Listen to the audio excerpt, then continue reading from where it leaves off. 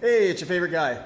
We are going to be winterizing the kitchen and the dining hall today. Yay! This is the most elaborate building in camp, but I'm going to try to keep this under 10 minutes. Right now I have a compressor running to these green tanks out here. I've already drained the green tanks of water, so now I'm repressurizing them with air. I have that compressor dialed down to about 40 psi because we don't need anything more than that because we're using a whole bunch of volume in those tanks. Again, for safety purposes, definitely do not pressurize over 60 psi. Keep it simple. If you put 120 psi into the water system, chances are you're going to break something or pop something or blow something up in your face. All right, next up, what we're going to do is we're going to just make sure that our water heaters are off. I've already unplugged the two on-demand water heaters here. I'll just unplug right there. I shut the gas off to them right here. We've got a booster water heater here that needs to be turned off. You can either you can shut it off the power by the breaker in the building, and then shut the gas pressure off there. Now we can go run some water until we get air coming out. There's an outside hose bib. We want to make sure we run water until air comes out. It's actually tied to the hot water. Woohoo! See, danger, it's hot. And it's not rocket science. We're just getting as much water out of the system as we can using that air pressure. So just open up every faucet you can find. Pretty simple. Plan to get a little wet. Save your toilet for last. It's okay if it sputters a little bit with a little bit of water in the system. We're going to gravity drain everything still. We're still going to open it all up at the end. Just want to get most of it out. I like to do one faucet at a time and then close it. That way I have all the air pressure going to just a single appliance or a single fixture at one point. All right, I'm going to show you real quick every single faucet. We have one faucet here, hand washing sink in the dining hall area. The dishwashing rinse sink next to the dishwasher. These two sinks here, or two faucets, three sinks, two faucets. Another faucet next to the mop sink, as well as the mop area. You gotta make sure you drain these out too. There's just a hose attached right now. We're gonna get into the nitty gritty with this stuff in a minute. Another hand washing sink right here on the other end of the building. A toilet that we haven't flushed yet, remember? And the bathroom sink. And the bathroom shower. And that hot water hose bib that's outside the building. So now we've purged air through every single faucet style fixture. But what we're gonna do next is the fun part. We need to get air to go through the dishwasher, through the ice maker, through the chemical station. The chemical station has this black hose attached to it right now, so I'm gonna use that. Air is gonna come through, black hose, and into that. So we're open, I'll use the hot water side. Just manually pressing in. This is where the bottle feeds up in, and that would be what's pushing that out, but I'm just gonna use my hand. I'm flipping at the bird.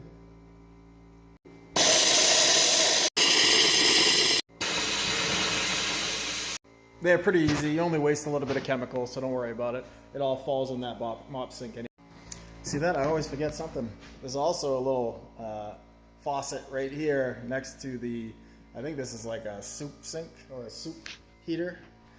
Gonna make sure we open that up.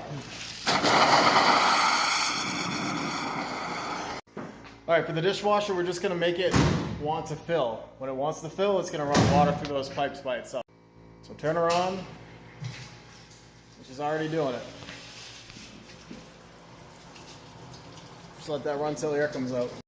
I'll make another video specifically for shutting the dishwasher all the way down and that ice machine and the steamer oven. They're all very intricate, and it's going to take a little bit more than I have time for to show you today. So, but I'll make a video for that. Ice machine. I'm just going to take the water tray out. That way the float is open. And then you turn on the ice machine, you let it run until it calls for ice. When it calls for ice, it's going to fill up that tray or make sure the tray is full so it can use that water and pump it up into the system and make ice out of it. As soon as it does that, it's going to open up that valve on the back of the ice machine. It's going to let water in until it lets air in, and that's what you wait for.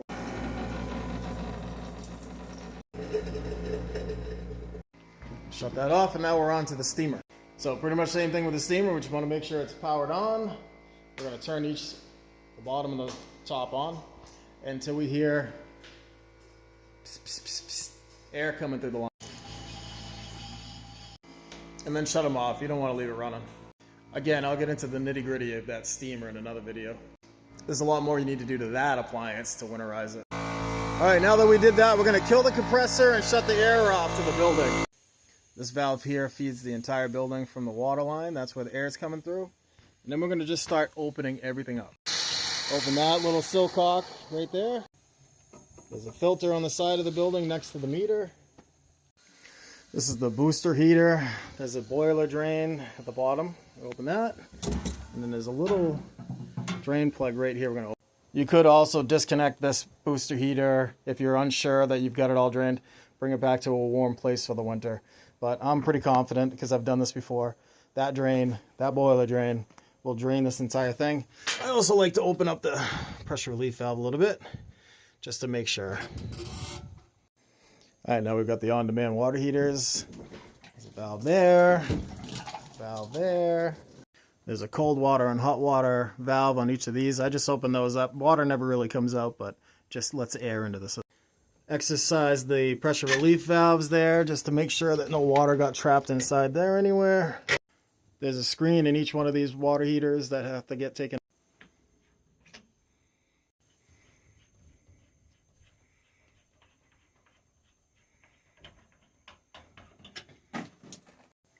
All right, and there's a little condensate drain that needs to get removed, the drain cap.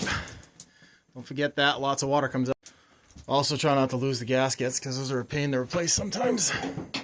Finding the right size. All right, if you're unsure that you didn't get all the water out of that water heater, the on-demand water heater, what you can do is you can send air through this cold water side, up and through the unit, just make sure you've got your screen back in place, and send it out the hot water side. So just open the cold water, shut off for the rest of the building. That'll go in, up, and out the hot water right there. And that'll just get a little bit more air through that system to make you feel comfortable. I feel pretty comfortable, so I'm gonna leave it. Next, we'll remove the mixing valve and the pressure tank. Both of those are pretty dry because we did a good job at sending air through the system and purging the water. Next, we have a couple of little low loops here for a filter that doesn't get used. This has been shut off for a while, but we're going to drain the water out of this a little bit. So just disconnect and then open up the valves. Or open up the valves and then disconnect.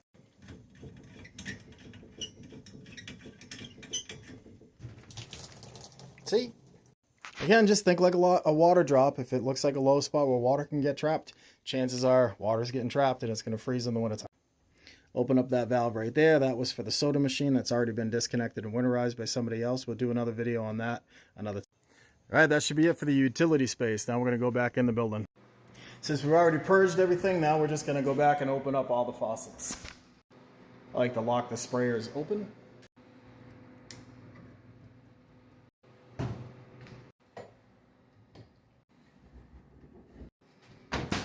Drop the shower head down so that the low point in the hose is not trapping water.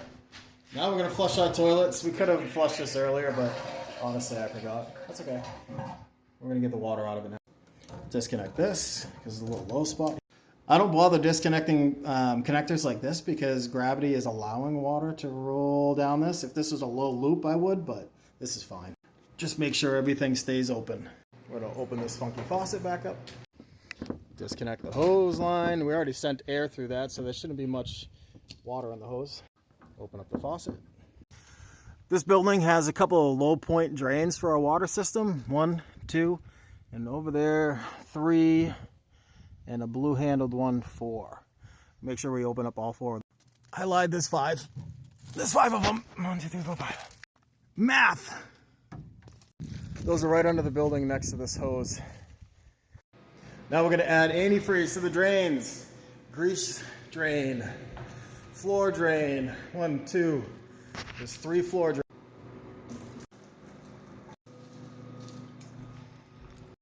Like I said, there's 5 floor drains. Now the bathroom. You only have to do one of these sinks because they all go into the same drain.